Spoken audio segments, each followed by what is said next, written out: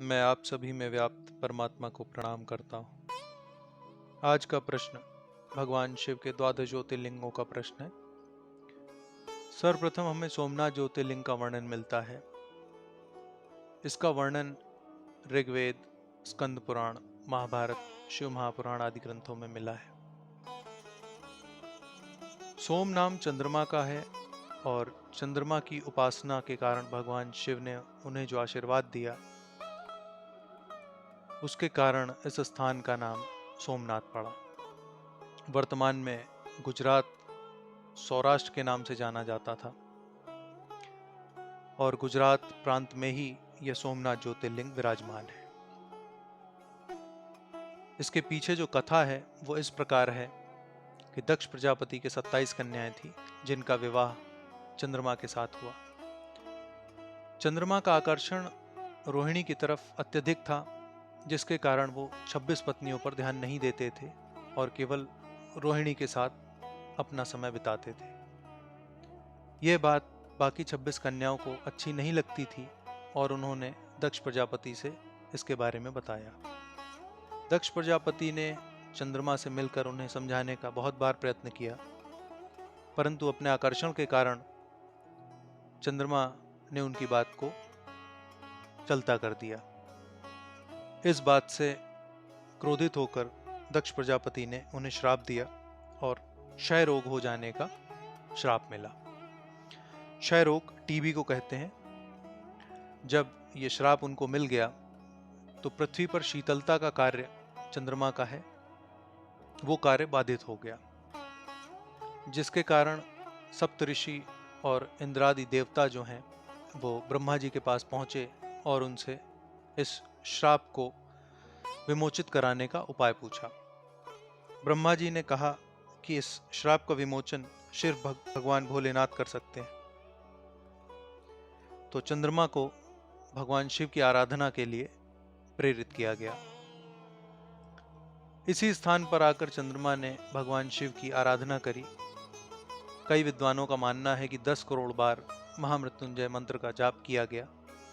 भगवान शिव ने चंद्रमा को दर्शन दिए और उनको श्राप से मुक्त किया।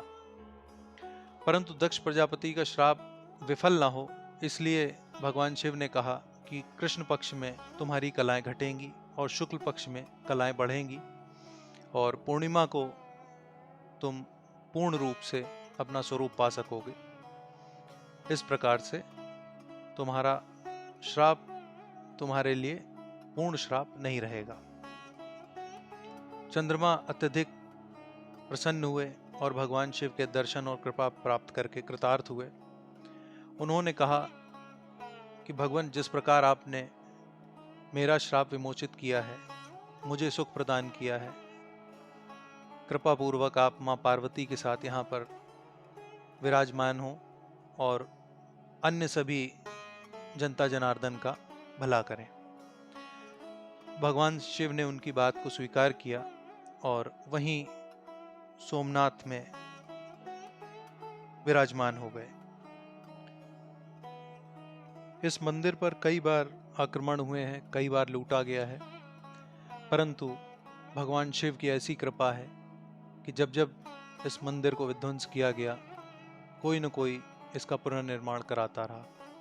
पुनर्निर्माण कराने में महारानी अहिल्याबाई का बहुत बड़ा हाथ था और सरदार वल्लभ भाई पटेल ने भी इस मंदिर के पुनर्निर्माण में बहुत सहयोग निभाया। इस मंदिर में कुछ खास बातें हैं। इसका शिखर 150 फीट ऊंचा, कलश लगभग 10 टन भारी और ध्वजा जो है वो करीब 27 फीट ऊंची है। ज्योतिष शास्त्र के अनुसार चंद्रमा की 27 पत्नियां जो हैं वो 27 नक्षत्र हैं, जिसमें से जब चंद्रमा रोहिणी नक्षत्र पर आते हैं तो उनकी कलाओं में सर्वाधिक बल होता है और वो अपनी उच्चावस्था पर होते हैं।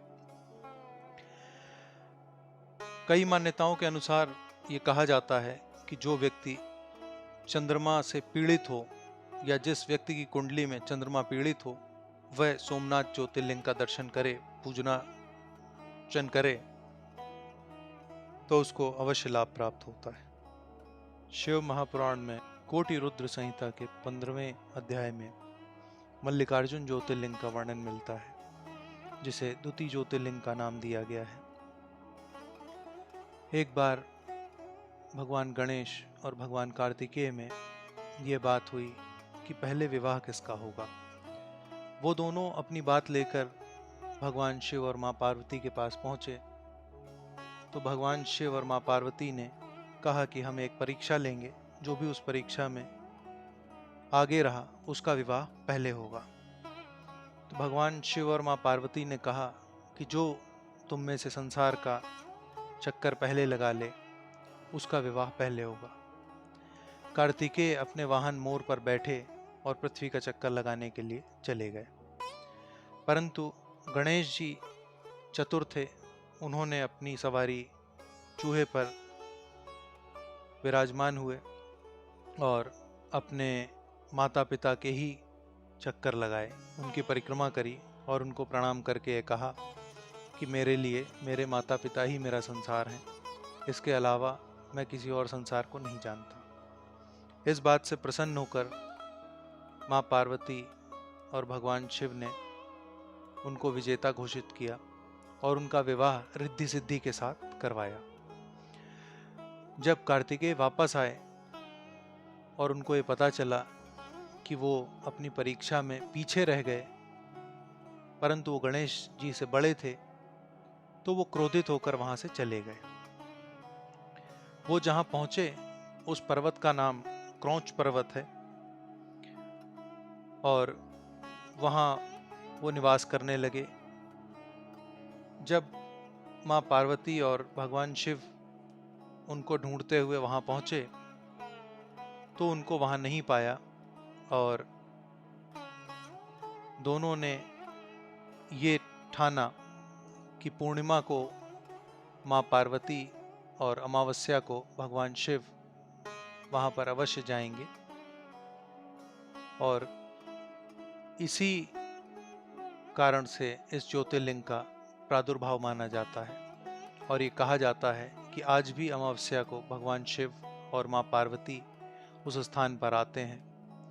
वर्तमान में इस स्थान का नाम श्रीशैल पर्वत है और ये कृष्णा नदी के तट पर आंध्र प्रदेश में स्थित है।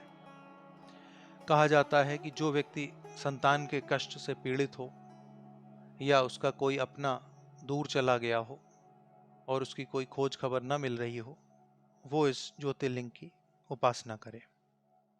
ओम शांति।